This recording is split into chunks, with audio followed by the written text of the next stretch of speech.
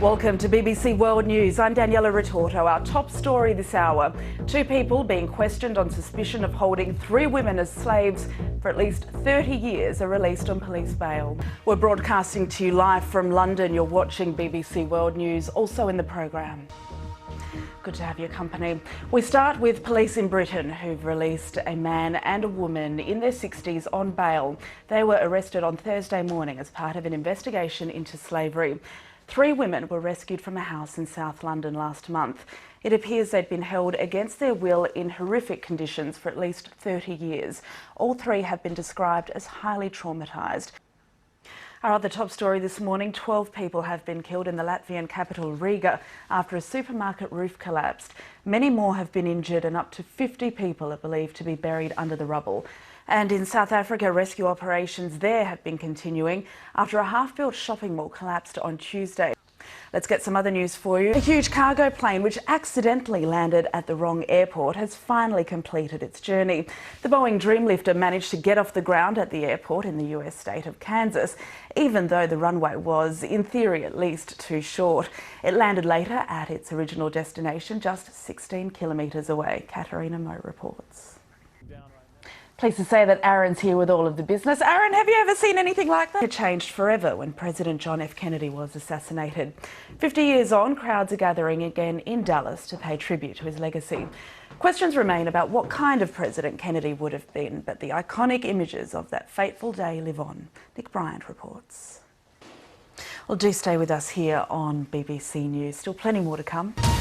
Now a look at some of the news making headlines here in the UK. This is BBC World News. I'm Daniela Ritorto and these are the latest headlines. Let's get some cricket now, and after bowling out Australia for a modest 295 runs, England have collapsed during their first innings at the Gabba in Brisbane. They're currently 109 for 8. Very hard to remain impartial in all of this, but do tell us, how's England collapsed this afternoon over there? Good to talk to you, and I can say that absolutely genuinely today. Thanks very much. We've only got a few seconds left of this edition of BBC World News, but Aaron will be here in a couple of minutes' time with World Business Report, so do stay with us.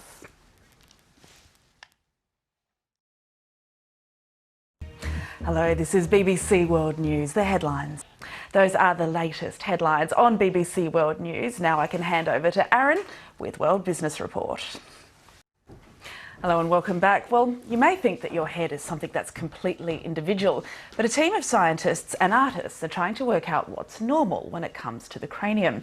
They hope it will help doctors who do reconstructive surgery for people born with a misshaped skull. 6 o'clock on Breakfast, Charlie State and Naga Manchetti will have all of the day's news, business and sport. They'll also have more on the 50th anniversary of Doctor Who. Hello, I'm Daniela Ritorto. The top stories this hour. Now it's time for our newspaper review. We have a look at what's making headlines around the world, and we're going to start with the Financial Times. It reports that Amazon is interested in converting London's own underground ticket offices into drop-off points for its goods. It's been announced that starting from 2015, all of the underground's ticket offices are to close, and that trains will operate with a 24-hour service on the weekend. Let's let the party begin in London. Le Figaro says Germany's Chancellor Angela Merkel has agreed to consider the introduction of a minimum wage. All of this is part of a coalition deal that would give her a 3rd term in office. South China Morning Post is covering the annual China-EU summit in Beijing, where the 2 sides are negotiating on an investment agreement to reduce economic tensions. The Moscow Times says Ukraine's decision to turn away from the EU, well, it's a major victory, it says, for Russia. Another big story for the Financial Times is the decision by some banks to ban chat rooms where traders can discuss market topics with rivals. These forums were exposed by the LIBOR rigging probe. And the Times is reporting that financial executives are increasingly turning to so-called smart drugs to stop them from falling asleep. Lots to talk about there, Aaron, especially on that last story. Well, to discuss all of this, Rolake Akinkupe, the head of energy research at EcoBank, is with us. We're going to start with the tube. I don't think you would have taken the tube in because, no, it's not ready at this hour of the morning. But What do you think about the fact that it'll be open 24 hours? And not just that, this whole idea of London opening up a 24-hour economy. Well, London, in some sense, is already a bit of a 24-hour city. You only need to be driving around the West End on weekends to see 3 a.m. in the morning. It's still buzzing with people. And certainly from a safety point of view, it probably will be welcomed by some. Because when you go out at night, you have the choice of taking a taxi back home if you do not drive. Sometimes that can be a bit more expensive. So it's an interesting idea. The flip side is there's some people who would oppose this because of the loss of jobs, and we're seeing the RMT unions. But more interesting is the bid by Amazon to turn the old ticket offices into Amazon lockers. Which Smart move? Smart move, make some money for Transport for London. Perhaps that might help compensate for the job loss. But I think it's a smart move, and I think it's also a reflection of the times. People want to do things on the go. So if you can pick up your stuff from Amazon on your way to work or on your way from work, that's probably quite a good idea. That's interesting too, because they seem to be doing a lot of focus on the tube. Obviously, it's the 150th year, etc. But I was reading a supermarket chain here in Britain is trialling out, I think, 5 different stations where you can click and collect. So you can be at work, order your veggies, your vegetables, and they will be delivered at a certain time frame to the tube station. You can pick them up on the way home. Exactly. It really is the daily one-stop shop for everything, really. So we'll see how this works out. 2015. But in terms of the 24 hours, though, and the nightlife and the night economy, that 24, it'd be interesting to see if they can actually put eventually put a figure on it. What it generates for the City of London. Certainly, and I think that possibly would be one of the interesting cases when you then come to negotiate with the unions about what the long-term impact of this would be from an economic point of view. Interesting point. I have to say, as a Londoner, though, don't you think there is something quite romantic about that last mad dash for the last tube on a Friday or Saturday night? Would everyone say that, though? That's true. Okay, let's move on, Aaron. We're going to talk about the Figaro.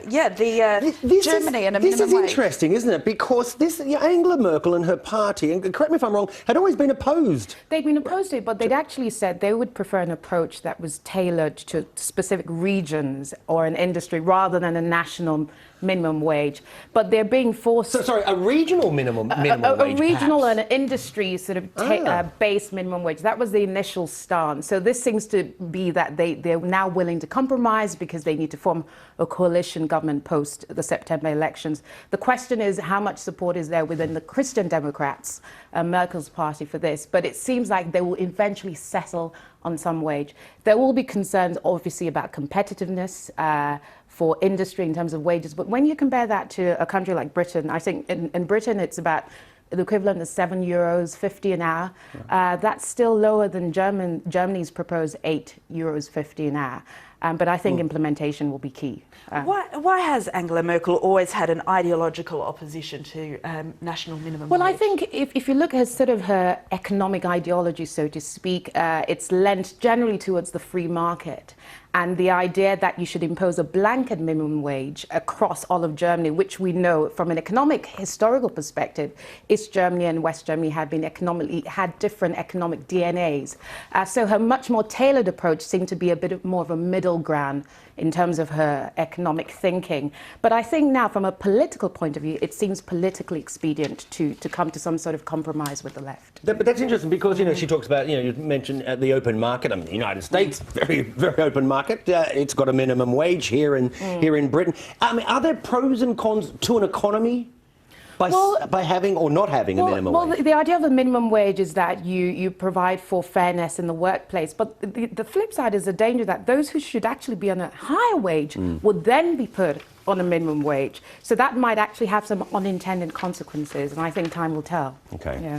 Daniela, should we go on to, the farm? China and the EU, I think we're looking at next. Okay. Trade talks there. I didn't know that they were rowing. What have they been rowing over? It's more trade spats, isn't it? One of the big ones is solar panels. Solar panels, steel, wine. This is all about the wine, the proposed anti-subsidy tariffs that the EU wanted to impose on the imports of Chinese solar panels into the EU. But now it seems that both blocs will now be talking about some sort of deal. Isn't it, really? Interesting because, the EU is China's biggest trade partner, and China's the EU's biggest trade partner after the US, and both sides want to increase trade. Both sides need each other. They need each other, essentially, but I don't think we'll see a real solid trade deal for another couple of years. But the history of the trade spats, they always come back to, well, typically the EU accusing China and certain industry of dumping their goods, flooding the European market. But it's also about access to markets for both sides, because potentially both sides have a lot to gain from having a mutually beneficial trade agreement. Yeah. This Ukraine story is absolutely fascinating, and yesterday on BBC World News we had Yulia Tymoshenko's daughter explaining to us what's been going on there with this vote. This idea of Ukraine dumping Europe and looking towards Russia. Why now? Well, it's an interesting one, and some people would say this is a political victory for Putin, but my question is it really in the long term?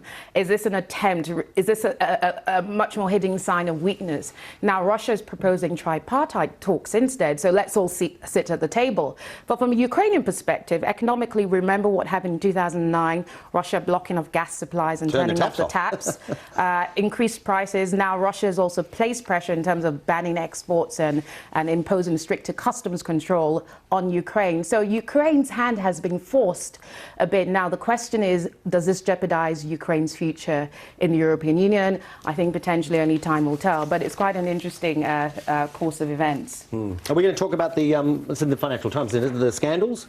The scandal, these chat rooms, that when we talk about this LIBOR, rate rigging scandal, and we've got one ongoing at the moment, the Forex, the international foreign currency exchange. There's talk and allegations of that being rigged or at least manipulated. And this is about what? These are chat rooms where... These chat rooms have been actually at the heart of the investigation as well over the LIBOR rigging scandal. And when you think about the fact that now what we have 3.7 billion already in fines paid, banks are being told to make more legal financial provision. I think basically they're trying to look internally and see areas which they can close potential loopholes. So the proposal is, rather than these multilateral chat rooms, that we move to bilateral chat rooms, which might allow for greater regulation of what traders are doing. Because when this scandal broke, there were all of those really revealing text messages, weren't they? Or chats between traders saying, mate, I'll look after you if you look after me. And I think that might have... Yeah, and it's amazing the types of things that can be done in what is just presumably quite a simple, straightforward chat room. Yeah. Okay. They close down the chat rooms, you just pick up the phone, don't they? Well, there's always a way to chat. There's always a way to chat. I don't think we're going to have time to talk about smart drugs in the city. I don't think we do have time. I've never heard of a smart drug before, but hopefully we'll find out. Rolake, thank you very much for coming in. Always a pleasure. Aaron, you'll be back with WBR. All the action in the world of business and money very shortly. Fantastic. Now it's time for the weather where you are, but I'll be back in a couple of minutes with another edition.